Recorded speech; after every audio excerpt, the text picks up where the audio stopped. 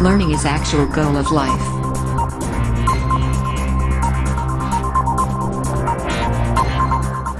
Exercise 6.2 इसका जो है इंट्रोडक्शन शुरू करते हैं। तो इसमें सबसे पहला टॉपिक है parallel lines and a transversal. तो सबसे पहले हम लोग जो है ट्रांसवर्सल को डिफाइन करते हैं। A line which intersect two or more lines at distinct point is called transversal. यानी ऐसी एक लाइन जो दो लाइंस को डिफरेंट डिफरेंट पॉइंट पर इंटरसेक्ट करे उसको बोलते हैं ट्रांसवर्सल। यानी ये लाइन इसमें ट्रांसवर्सल है, ठीक है, और ये दो लाइन को डिफरेंट डिफरेंट पॉइंट पे इंटरसेक्ट कर रही है। अब जो इंटरसेक्ट कर रही है तो चार एंगल यहाँ बन रहे हैं, चार एंगल यहाँ बन रहे हैं। इनका नाम दे देते हैं 1 2 3 4 5 6 7 8। इसके इस सारे एंगल्स को मिला करके कुछ न कुछ सबको नाम दिया गया है। सबसे पहला है एक्सटीरियर एंगल, यानी ऐसे एंगल जो इन दो एंगल के बाहर, इन दो लाइन के this one and this one के आउटसाइड बन रहे हैं। तो इसमें देखो इस लाइन के जो है आउटसाइड 1 और 2 बन रहे हैं, यानी एंगल 1 एंगल 2। और इस वाली लाइन के बाहर 6 और 7 बन रहे हैं, एंगल 7 और एंगल 6। ठीक है, तो इन चारों एंगल को बोला जाता है एक्सटीरियर एंगल। नेक्स्ट टॉपिक है इंटीरियर एंगल्स। मतलब ऐसे एंगल जो इन दो लाइनों के अंदर बने उनको इंटीरियर एंगल बोला जाता है। यहाँ पे 3 4 5 8, यानी एंगल 3 एंगल 4 एंगल 5 और एंगल 8, ये जो है आपके हैं इंटीरियर एंगल। नेक्स्ट टॉपिक है करेस्पॉन्डिंग एंगल। करेस्पॉन्डिंग एंगल जैसे देखो यहाँ पर 1 और 8 सेम साइड लेना है, इस ट्रांसवर्सल के जो है सेम साइड लेना है। और अगर इस लाइन के ऊपर लेते हो तो यहाँ पर भी इस लाइन के ऊपर, यानी एंगल 1 एंड एंगल 8। 1 और 8 को बोला जाता है करेस्पॉन्डिंग एंगल, ठीक है। इसी तरह 4 और 7 को भी बोला जाता है, क्योंकि ये दोनों लाइन के नीचे हैं और इस लाइन के लेफ्ट हैंड साइड है, तो 4 और 7 को भी बोला जाता है एंगल 4 एंड एंगल 7। ये भी जो है करेस्पॉन्डिंग एंगल है। इसके अलावा 2 और 5 ये भी करेस्पॉन्डिंग एंगल है, एंगल 2 एंड एंगल 5, क्योंकि ये अब इस लाइन के जो है राइट हैंड साइड है और दोनों अपर हैं। और इसके बाद एक और है जो इस लाइन के राइट हैंड साइड है और लोअर होगा, यानी एंगल 3 और एंगल 6।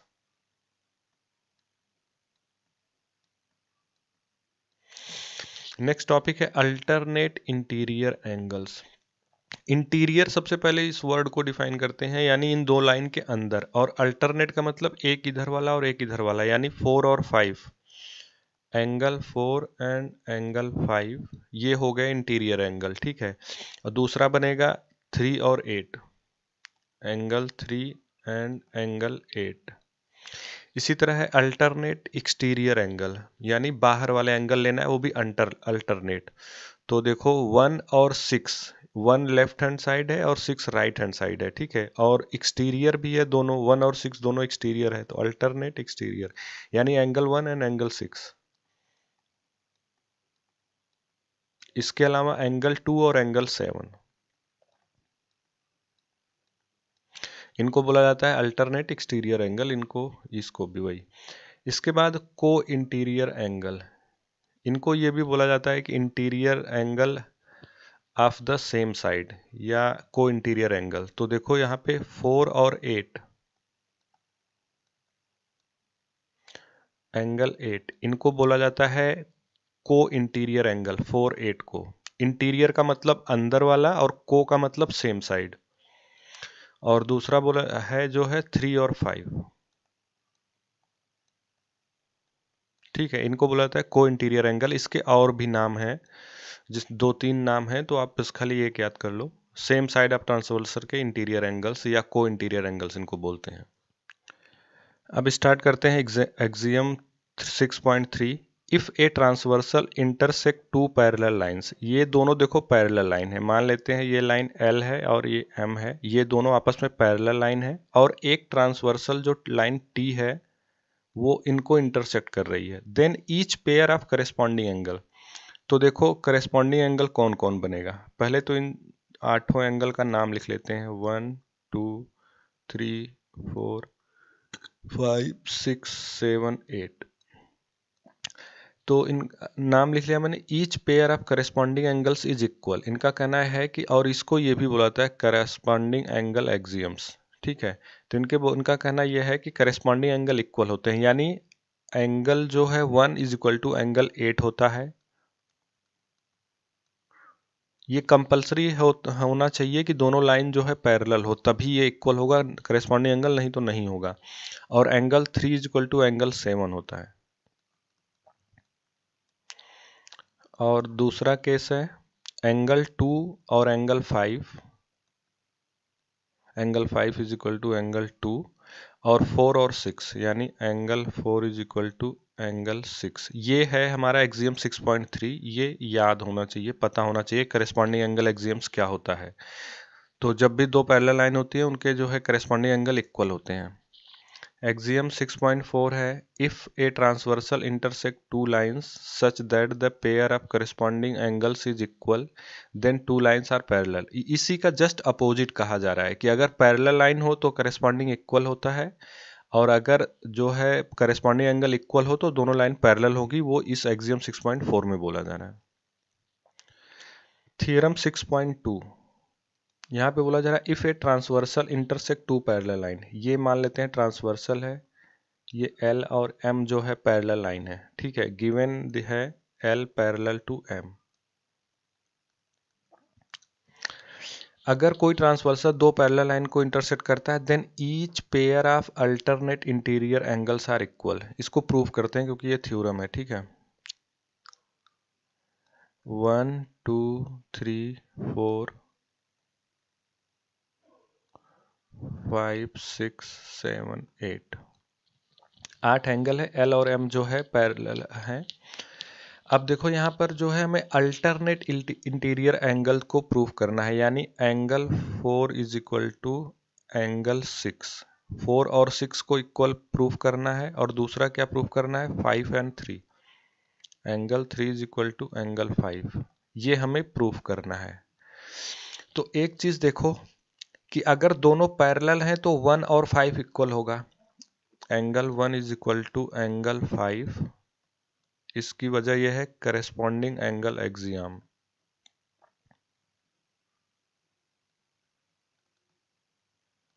करेस्पॉन्डिंग एंगल इसके लिए और एक्सियम्स। ठीक है, इसकी वजह से 1 और 5 इक्वल हो गए। और देखो 1 और 3 भी इक्वल हो जाएंगे क्योंकि ये वर्टिकली अपोजिट है, दो लाइन इंटरसेक्ट कर रही है। ठीक है, तो angle 1 is equal to angle 3, इसकी वजह ये होगा कि ये वर्टिकली अपोजिट एंगल है। अब देखो इस इक्वेशन के लेफ्ट हैंड साइड इक्वल है।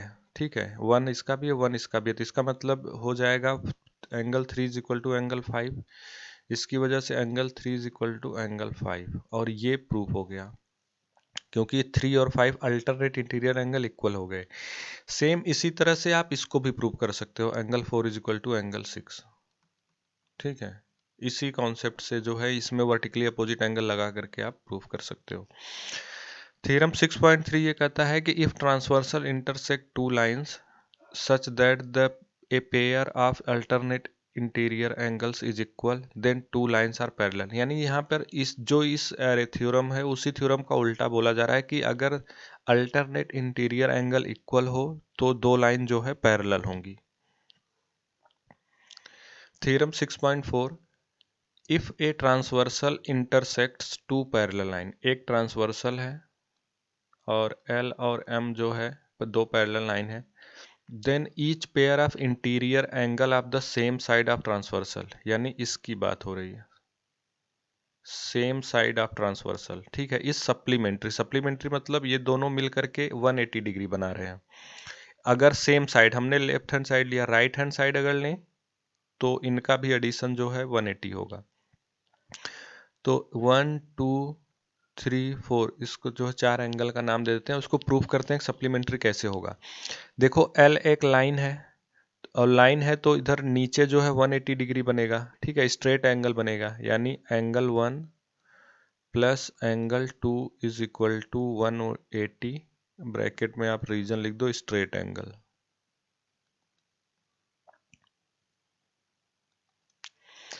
और m भी एक स्ट्रेट लाइन है, यानी 3 और 4 भी जो है अभी, अच्छा अभी 3 और 4 को रुको। अब यहाँ पे देखो दोनों पैरेलल लाइन है तो 2 इज इक्वल टू 3 हो सकता है, क्योंकि अल्टरनेट इंटीरियर एंगल है। Angle 2 is equal to angle 3, इसकी वजह यह है alternate interior angle, AIA, alternate interior angle. और अगर देखो अब 2 इज इक्वल टू 3 है ना, तो इसको इक्वेशन 1 ले लो, इसको इक्वेशन 2 ले लो, तो फ्रॉम 1 एंड 2 1 और 2 से क्या होगा, यानी एंगल 1 ले लेते हैं यहाँ पे प्लस एंगल 2, 2 की वैल्यू 3 के इक्वल है, यानी 2 की जगह हम 3 पुट कर सकते हैं। Angle 3 is equal to 180 degree, और हमें यही प्रूफ करना था, 1 और 3 जो है 180 डिग्री है। और सेम इसी कॉन्सेप्ट पे 2 और 4 भी प्रूफ किया जा सकता है, तो same angle 2 plus angle 4 is equal to 180 degree. इसी तरह जो है इसको भी प्रूव किया जा सकता है। Theorem 6.5, if a transversal intersect two lines such that a pair of interior angle on the same side of the transversal is supplementary, then the two lines are parallel। यानी इसी थ्योरम का जो है ये अपोजिट थ्योरम है कि अगर जो है यानी कोलिनियर एंगल्स जो है अगर स्ट्रेट एंगल बनाए 180 डिग्री बनाए तो जो है ये दोनों लाइन पैरेलल होंगी। इस थ्योरम 6.4 का अपोजिट स्टेटमेंट है ये। अगली हेडिंग है lines parallel to the same line. ठीक है, यहाँ पे एक लाइन L है, एक M है, एक N है। यहाँ पे गिवन क्या है, L पैरेलल टू M और M पैरेलल टू N। इसके पैरेलल ये है और M के पैरेलल N है, ये जो है गिवन है, और हमें प्रूफ क्या करना है कि L parallel to M parallel to N, यानी ये तीनों पैरेलल हैं। तो देखो अगर ये इसके पैरेलल है तो ये एंगल इक्वल होगा, क्योंकि ये करेस्पॉन्डिंग एंगल होगा। 1 2 ले लेते हैं, ठीक है। तो जो है if L parallel to M, L M के पैरेलल है तो angle 1 is equal to angle 2 हो जाएगा, ये हो जाएगा करेस्पॉन्डिंग एंगल एक्सियम से, ठीक है।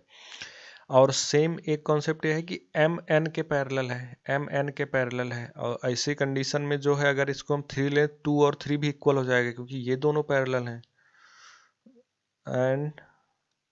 And line M parallel to N, ऐसे केस में जो है angle 2 is equal to angle 3 हो जाएगा, और इसकी वजह भी यही होगी करेस्पॉन्डिंग एंगल एक्सियम से। अब देखो यहाँ पे 1 2 और 2 इज इक्वल टू 3, इन दोनों इक्वेशन से 1 2 3 तीनों इक्वल हो गए, यानी angle 1 is equal to angle 2 is equal to angle 3, ठीक है। इन दोनों इक्वेशन से, क्योंकि 1 2 के इक्वल है और 2 3 के इक्वल है, तो तीनों इक्वल हो गए। और जैसे ये तीनों इक्वल होंगे तो M parallel to N parallel to L, ये तीनों लाइन आपस में पैरेलल हो जाएंगी। सेम इसी स्टेटमेंट को थ्योरम 6.6 में बोला गया है, lines which are parallel to the same line are parallel to each other. मतलब अगर इसके पैरेलल ये हो और इसके पैरेलल ये हो तो तीनों आपस में पैरेलल होती हैं, ये थ्योरम 6.6 है।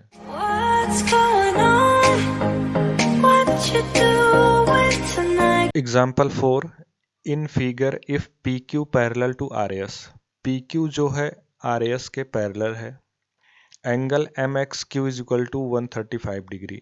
MX क्यूब, M एक पॉइंट है दोनों पैरेलल लाइन के बीच में, MXQ 135 डिग्री है। एंगल MYR ये है 40 डिग्री। तो find angle XYM, XMY angle, ये एंगल हमें फाइंड करना है।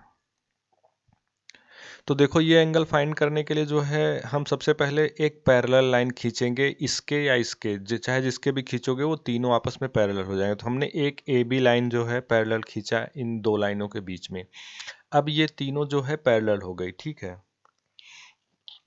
अब पैरेलल होने के बाद देखो इस एंगल को हम ले लेते हैं X, ठीक है। तो यहाँ पे हम एक लिखेंगे, draw a parallel line A B from point M. Point M से जो है हमने एक पैरेलल लाइन ड्रा की और इसकी वजह से क्या हो गया, हमारा P Q parallel to A B parallel to R S, ये तीनों लाइन आपस में पैरेलल हो गई। अब जैसे ही देखो ये जो है, अरे ये 40 डिग्री है, तो ये एंगल क्या हो जाएगा, ये भी 40 डिग्री हो जाएगा, क्योंकि alternate interior angle parallel line को जब एक ट्रांसवर्सल एम वाई एक ट्रांसवर्सल यहाँ पे वर्क कर रहा है, तो यहाँ पे हम लिखेंगे एंगल वाई एम बी, यानी वाई एम बी, ये angle is equal to angle M Y are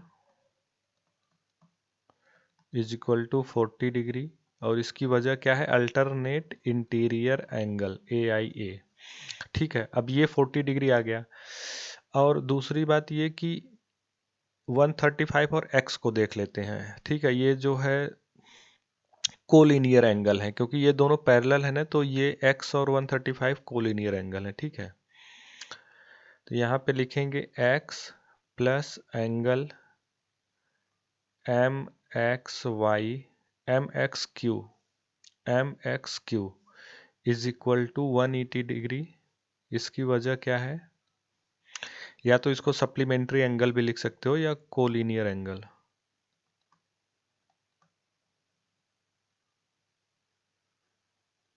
ठीक है, तो यहाँ से x की वैल्यू देखो कितनी आएगी, x is equal to 180 minus angle M X Q की वैल्यू कितनी है, यहाँ पे दिया हुआ है एम एक्स की वैल्यू 135, इसको घटा दोगे तो आएगा ये 45 डिग्री, यानी x की वैल्यू हमारी आ गई 45 डिग्री। तो फाइनली एंगल हमें क्या फाइंड करना है, एक्स एम वाई, तो so angle X M Y is equal to क्या होगा, x plus 40 is equal to X की वैल्यू कितना आया है 45 प्लस 40 इज इक्वल टू 85, और ये हमारा जो है आंसर होगा।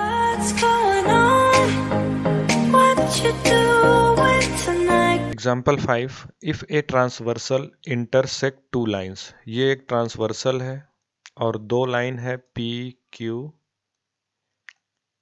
आर एस, इसको जो है इंटरसेक्ट कर रही है, such that bisector of pair of corresponding angle. देखो ये जो है करेस्पॉन्डिंग एंगल है इन पी क्यू और आर एस लाइन का, और ये जो है बाइसेक्टर है। ठीक है, ये मान लेते हैं M N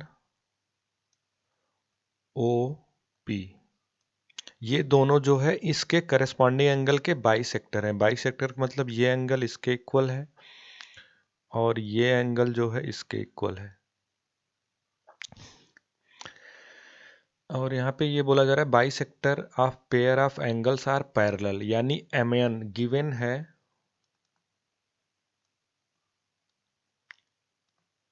M N parallel to, इसके पैरेलल ये है ओ पी, ये गिवन है। ठीक है, ये दोनों पैरेलल है, यानी इनके बाइसेक्टर आपस में पैरेलल है, तो प्रूफ क्या करना है कि टू लाइंस आर पैरेलल, यानी प्रूव यहाँ पे ये करना है कि P Q parallel to R S, ये प्रूफ करना है। हमें दिया है एम एन और पी क्यू ओ पी जो है पैरेलल है, और पी क्यू और आर एस को पैरेलल प्रूफ करना है। अब देखो अगर एम एन और ओ पी पैरेलल है और ये एक ट्रांसवर्सल है, तो ये एंगल इज इक्वल टू ये एंगल होगा। अगर हम इसको x ले लें तो ये भी x होगा, क्योंकि करेस्पॉन्डिंग एंगल इसके हिसाब से। ठीक है, दो चीज पैरेलल है, एक ट्रांसवर्सल, करेस्पॉन्डिंग एंगल इक्वल होंगे। तो फाइनली यहाँ पे लिखेंगे angle T M N is equal to angle M O P is equal to, मैंने x लिया है और इसकी वजह क्या है, करेस्पॉन्डिंग एंगल।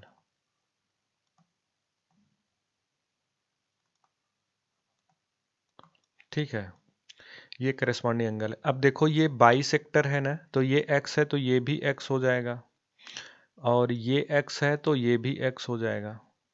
तो फाइनली टी एम क्यू क्या आएगा, angle T M Q is equal to क्या आएगा, एक्स प्लस एक्स यानी 2x आएगा, और यही इज इक्वल टू देखो x प्लस एक्स 2x, ये भी आएगा एम ओ एस। ये इक्वेशन 1 ले लेते हैं, एंगल एम ओ एस जो है वो भी आ जाएगा 2x।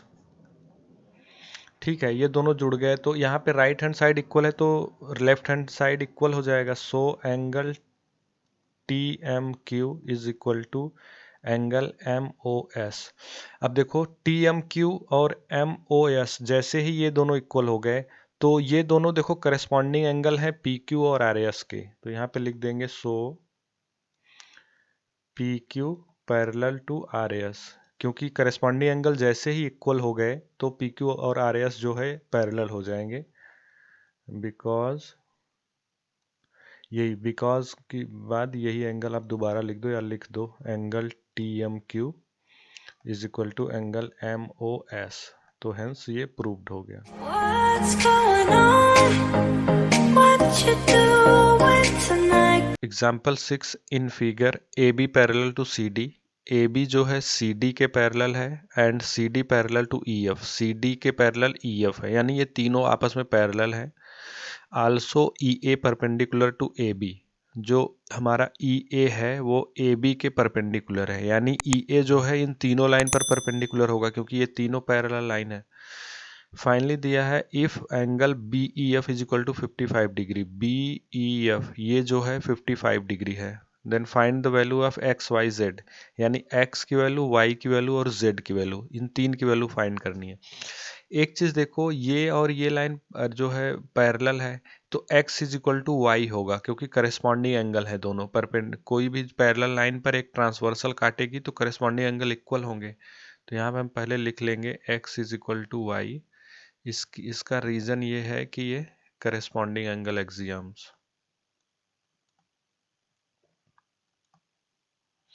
Angle axiom A A, ठीक है, x is equal to y हो जाएगा। और दूसरी बात यह है कि ये 90 है तो ये भी 90 होगा, ठीक है, यानी z plus 55 is equal to 90, क्योंकि ये वाली लाइन परपेंडिकुलर है, तो z plus 55 is equal to 90 degree, यहाँ से z की वैल्यू आएगी 90 माइनस 55, इसको घटाओगे तो कितना आएगा 5, यहाँ बचेगा 8, 8 माइनस 5 3, हमारी z की वैल्यू कैलकुलेट हो गई 35 डिग्री, ठीक है। ये दोनों लाइन जो है पैरेलल लाइन है, तो ये अगर एंगल 55 है तो ये एंगल भी 55 होगा क्योंकि अल्टरनेट इंटीरियर एंगल हो जाएंगे, ठीक है, अल्टरनेट है ना, ये ट्रांसवर्सल है और ये अल्टरनेट इंटीरियर एंगल, तो finally angle C D E, angle C D E is equal to angle B E F, angle B E F is equal to 55 degree, क्योंकि ये 55 होगा तो ये भी 55 हो जाएगा, इसका वजह है कि अल्टरनेट इंटीरियर एंगल। अब ये वैल्यू हो गई 55, अब आपको पता है कि ये 55 है और ये y है, ये दोनों मिलके एक स्ट्रेट एंगल बनाएंगे, यानी 55 plus Y is equal to 180 अंश, इसकी वजह होगी स्ट्रेट एंगल।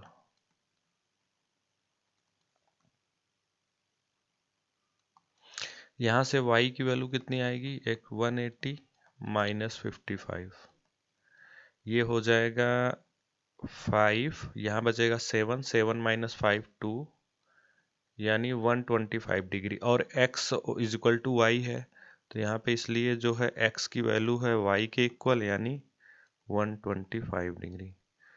तो 2 का आंसर यहाँ पर है और एक z की वैल्यू यहाँ पर कैलकुलेटेड है, तो फाइनली ये सॉल्व हो गया और आंसर। What's going on?